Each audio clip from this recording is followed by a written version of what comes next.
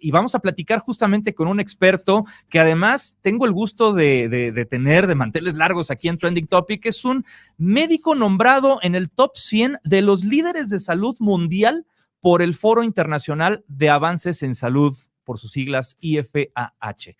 Me refiero, por supuesto, al doctor Manuel Lavariega, a quien le doy la más cordial bienvenida aquí en Trending Topic. Doctor Lavariega, ¿cómo está? Buenas tardes. Enrique, un gusto saludarte. Estoy a tus órdenes. Muchísimas gracias, doctor. A ver, viene ya la pregunta obligada de la cuarta dosis. Vamos a entrar con eso si le parece bien. Y bueno, ya se está empezando a aplicar ya en varios centros de salud. Ya incluso me ha tocado ver que hay hasta en el metro gente que está vacunando contra el COVID esta cuarta dosis.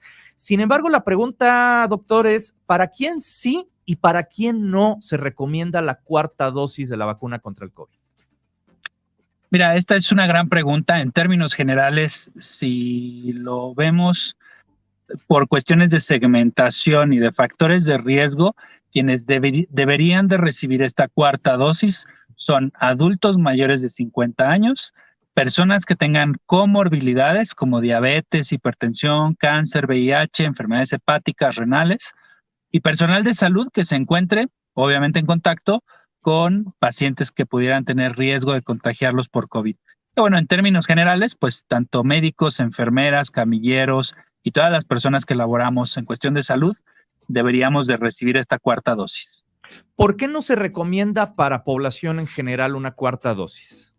Si lo vemos ya en términos generales, en cuestión de prevención, sí está recomendada la cuarta dosis para cualquier persona que tenga más de 6 meses de haber recibido la tercera dosis. Esa sería, vamos a decir, el racional general.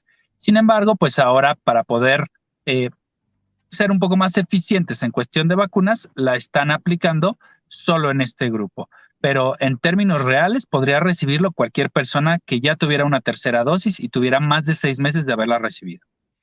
Correcto, doctor. Ahora, el día de hoy, el doctor Hugo López-Gatell habló acerca de, pues, ya comenzar la vacunación para mayores de 12 años. Ya se hacía, pero solamente a personas que se habían amparado, digamos, para este tema. Sin embargo, ahora sí ya empieza la jornada para todos. Sin embargo, hay un tema aquí que quiero poner el dedo en la llaga y que son los niños de 5 a 11. Los niños de 5 a 11 también van a recibir su vacuna. No se ha anunciado todavía cuándo, pero ya dijo el doctor Hugo López-Gatell que está considerando la posibilidad de aplicar tanto la vacuna Sinovac, que es la vacuna china, y la vacuna Abdala, que es la vacuna cubana, cuando la Organización Mundial de la Salud ha dicho que, bueno, que pues lo recomendable es Pfizer.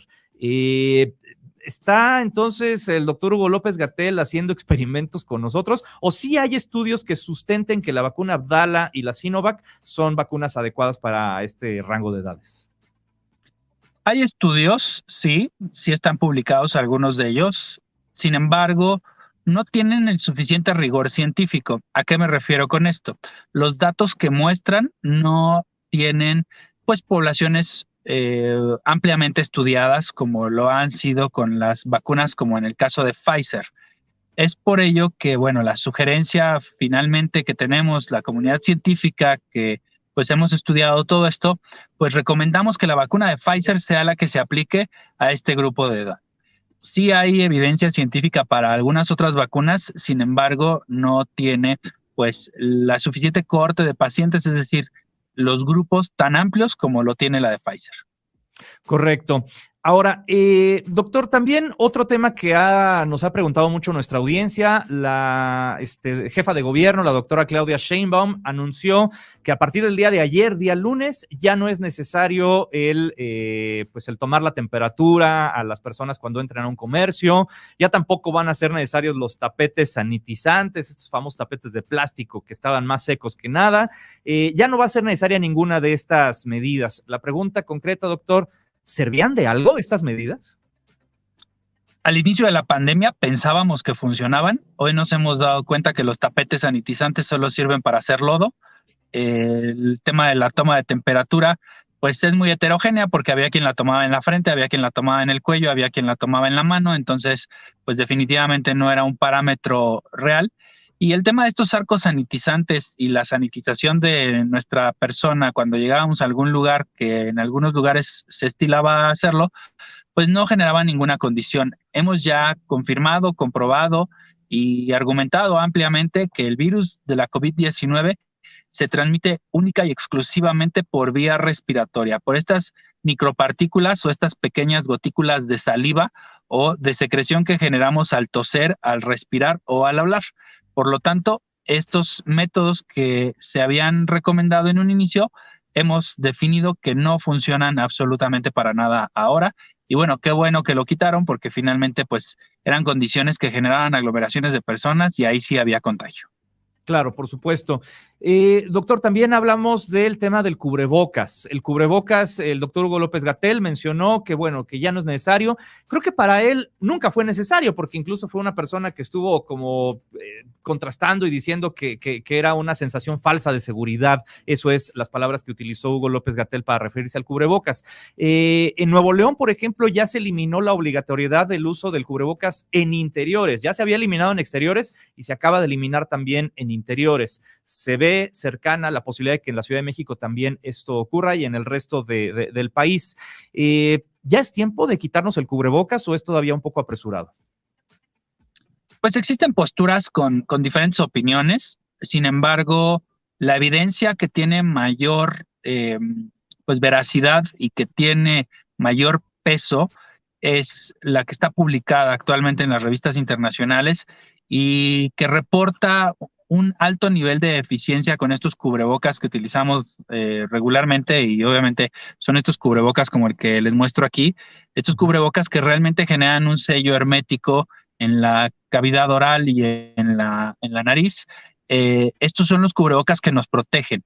La recomendación de estos grupos de expertos y la recomendación de esta evidencia científica que tenemos disponible hoy apunta a continuar con el uso. Es la herramienta más efectiva que tenemos para disminuir la posibilidad de contagios. Bueno, yo me puedo quitar el cubrebocas si no tengo a nadie alrededor de mí a 20 metros a la redonda y estoy en un bosque. Evidentemente ahí no hay condición de riesgo.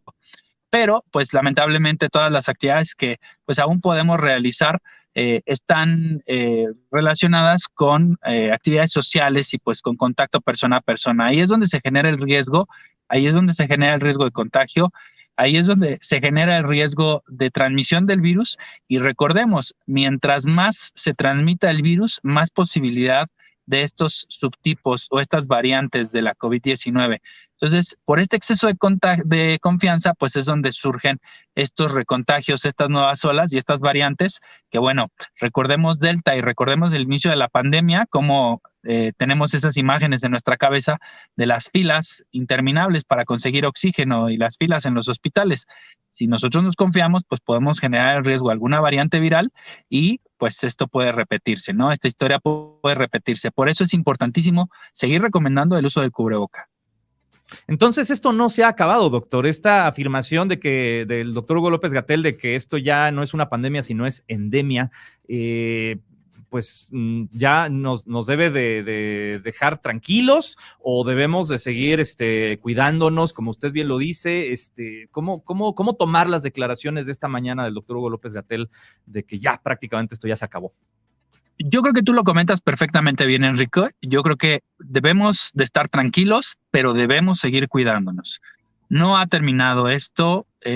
Podría haber un repunte, podría existir algún repunte si nos confiamos en demasía y podríamos tener pues números como lo está viviendo hoy China, Corea y algunos países europeos. Por eso es fundamental que no relajemos estas medidas. Realmente las medidas más efectivas es ventilar las habitaciones, evitar tumultos de personas y el uso del cubreboca. Ya de manera secundaria, el uso del gel en las manos, eso realmente no nos genera pues una disminución importante.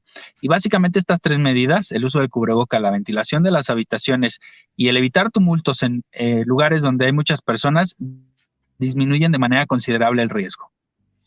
Doctor Manuel Lavariega, muchísimas gracias por acompañarnos aquí en Trending Topic. Me dará muchísimo gusto saludarlo de nuevo en próximas ocasiones. Que tenga bonita tarde. Es un honor para mí estar con todos ustedes. Gracias, Enrique, por el espacio y un saludo a todo el auditorio. Muchas gracias, doctor. Y bueno.